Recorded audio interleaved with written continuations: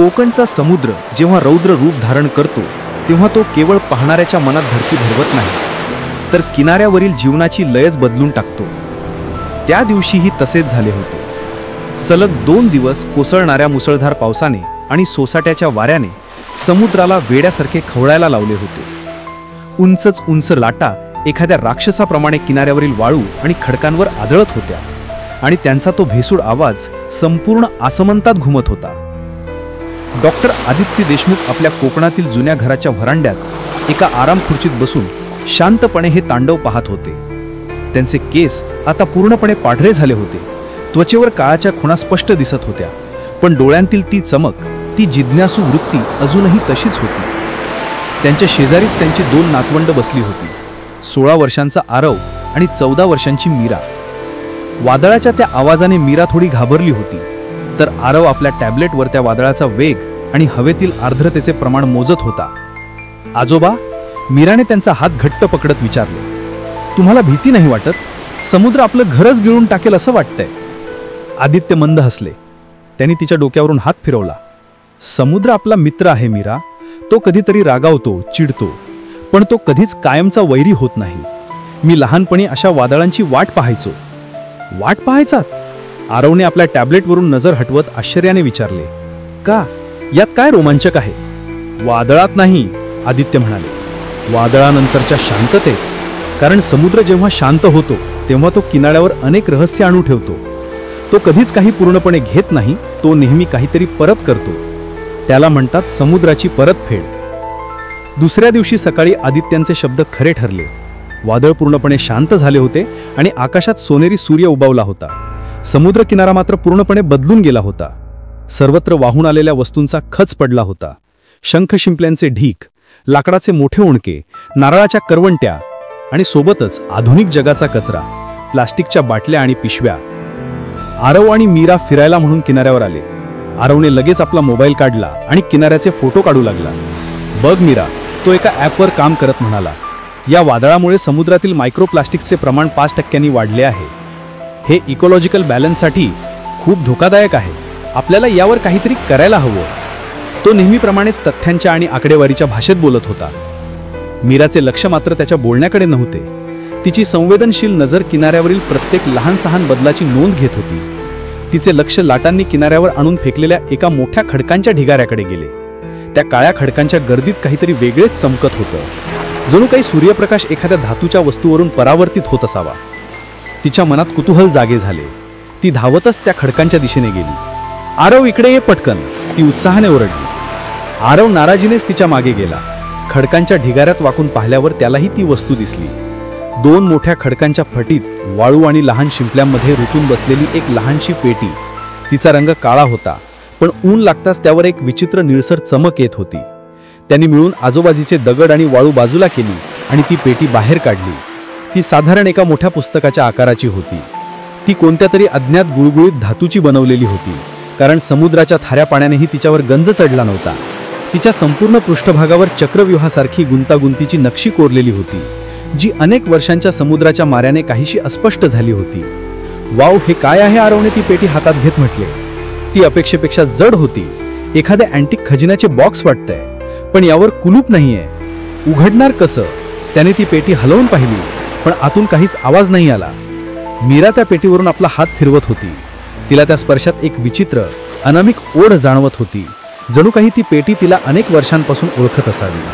चला, आजोबांना दाखवूया, मीरा म्हणाली, आणि ते दोघेही ती रहस्यमय पेटी घेऊन धावतच घराच्या दिशेने निघाले. आदित्य देशमुख आपल्या अभ्यासिकेत बसून एक जुने पुस्तक वाचत होते.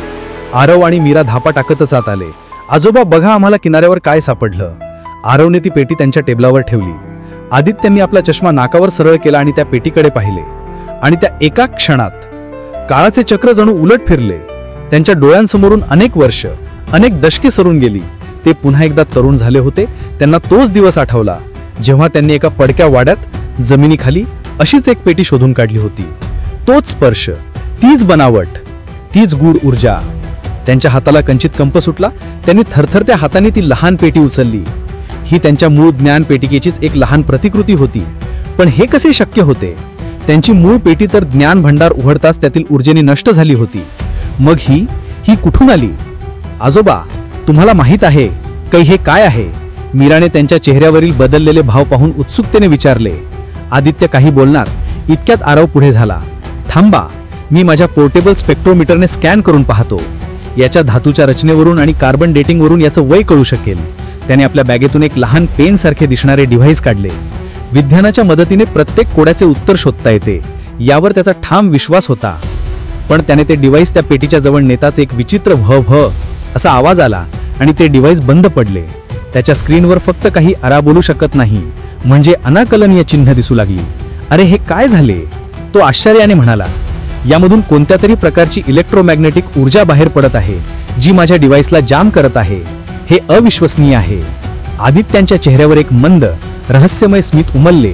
त्यांना माहित होते की काही रहस्य विज्ञानाच्या पलीकडची असतात. त्या रात्री घरात एक विचित्र शांतता होती. आरव आणि मीरा आपल्या खोलीत त्या पेटीबद्दलच बोलत होते, तर आदित्यांनी ती पेटी आपल्या अभ्यासिकेत आपल्या टेबलावर ठेवली होती.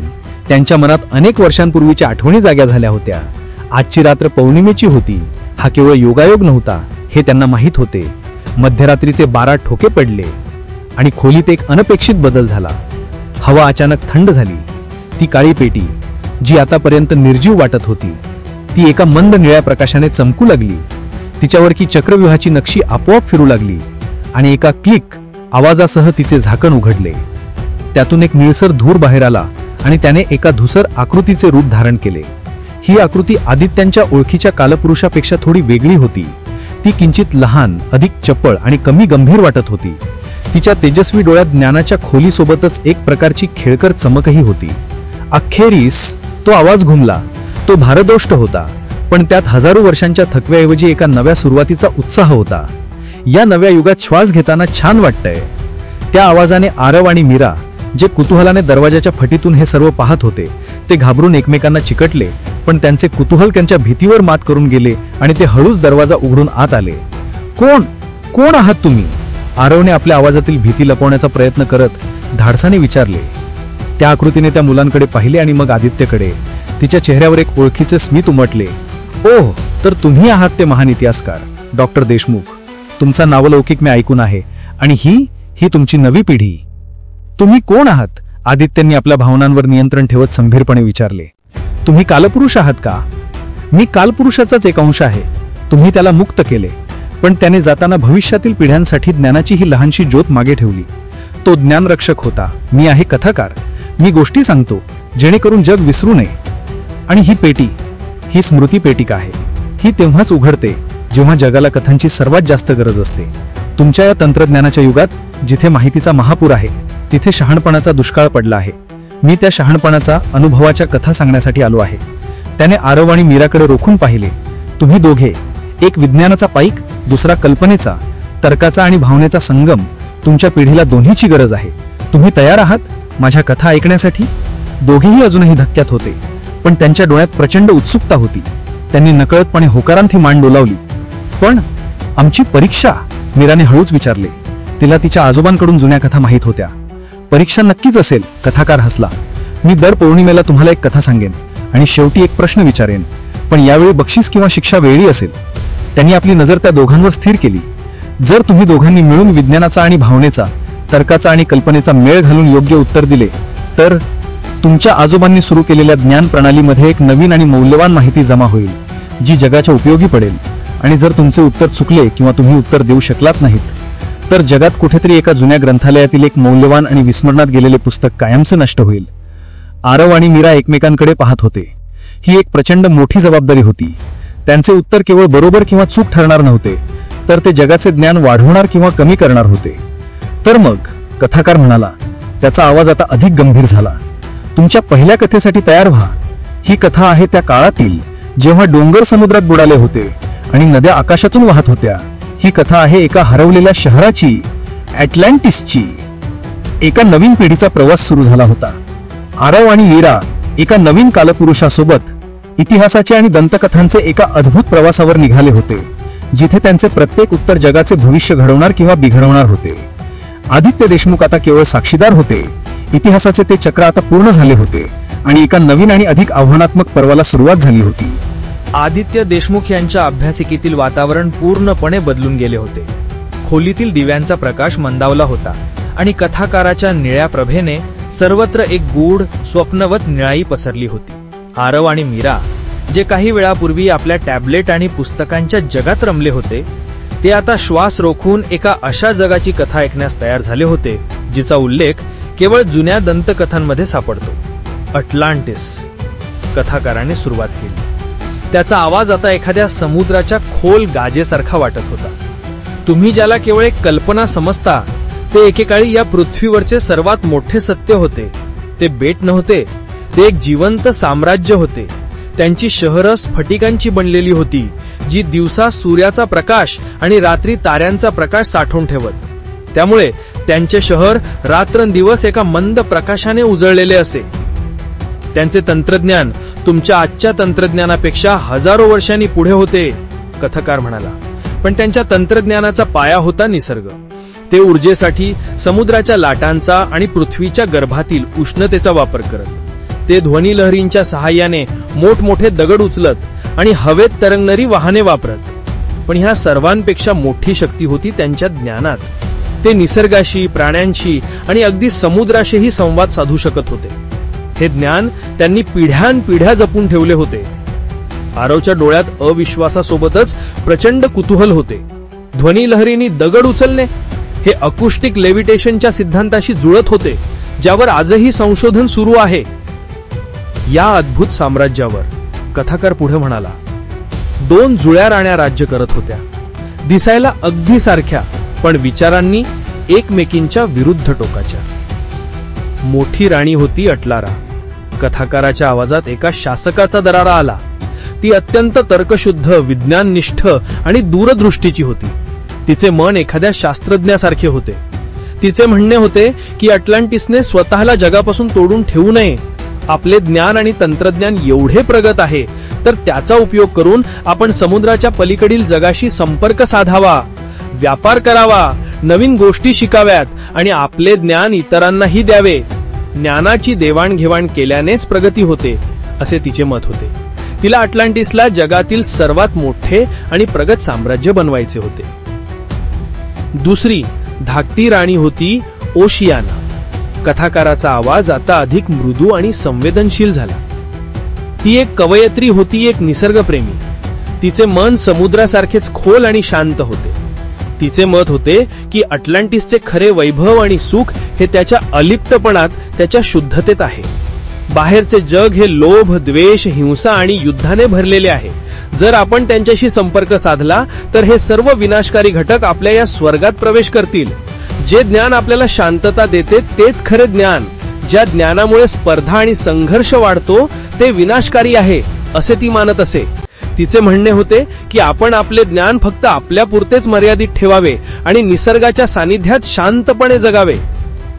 दोघींचेही आपल्या प्रजेवर सारखेच प्रेम होते, पण त्यांच्या विचारसरणीत जमीन अस्मानाचा फरक होता. अटलांटिसचे भवितव्य ठरवण्यासाठी त्यांनी प्रजेसमोर आपले विचार मांडले. एका बाजूला होता अटलाराचा प्रगती आणि विस्ताराचा मार्ग, ज्यात अज्ञात धोके होते. दुसऱ्या बाजूला होता ओशियानाचा शांतता आणि संरक्षणाचा मार्ग, ज्यात प्रगती खुंटण्याची आणि जगापासून कायमचे तुटण्याची शक्यता होती. आणि जणू काही हा विचार संघर्ष कमी होता की काय. कथाकाराचा आवाज गंभीर झाला. अटलांटिसवर एक मोठे नैसर्गिक संकट घोंगवू लागले. त्यांच्या भूगर्भ शास्त्रज्ञांना कळले की समुद्राच्या तळाशी असलेला एक महाकाय ज्वालामुखी जागा होत आहे. त्याचा उद्रेक इतका भयंकर असणार होता की तो संपूर्ण अटलांटिस बेटाला समुद्राच्या पोटात गिळून टाकणार होता. आता हा केवळ विचारसरणीचा प्रश्न राहिला नव्हता, तर तो अस्तित्वाचा प्रश्न बनला होता. राणी अटलारा आणि तिच्या वैज्ञानिकांनी लगेच एक योजना तयार केली. ते म्हणाले, आपल्याकडे अजूनही वेळ आहे. आपल्या तरंगणाऱ्या वाहनांचा वापर करून आणि बाहेरच्या जगातील सुरक्षित भूमी शोधून आपण आपल्या सर्व लोकांना वाचवू शकतो. पण यासाठी आपल्याला तातडीने बाहेरच्या जगाशी संपर्क साधून त्यांची मदत घ्यावी लागेल. त्यांच्या भूमीवर वसाहत करण्यासाठी त्यांची परवानगी लागेल. यावर राणी ओशियानाने तीव्र विरोध केला. ती म्हणाली, हे संकट नाही, हा निसर्गाचा अंतिम संदेश आहे. आपण निसर्गाच्या नियमांमध्ये खूप जास्त ढवळाढवळ केली आहे. आता निसर्ग संतुलन साधत आहे. बाहेरच्या जगाकडे मदत मागणे म्हणजे आपल्या स्वाभिमानाचा आणि आपल्या परंपरेचा अपमान करणे होय. आपण आपल्या मातृभूमीला सोडून पळून का जावे? ज्या मातीने आपल्याला जन्म दिला त्याच मातीत आपण सन्मानाने विलीन व्हायला हवे.